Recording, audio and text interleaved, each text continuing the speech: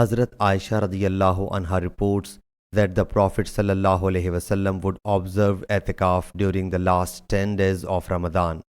I would erect a tent for him.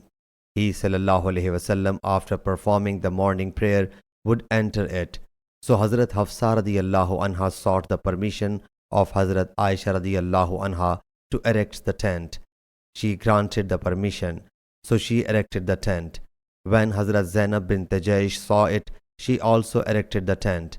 In the morning, when the Prophet sallallahu alaihi wasallam saw the tents, he sallallahu alaihi wasallam said, "What is this?" So when he sallallahu alaihi wasallam was informed of it, he sallallahu alaihi wasallam said, "Do you consider it a good deed?" So he sallallahu alaihi wasallam forsook the i'tikaf for that month and then observed the i'tikaf during any 10 days of Shawwal.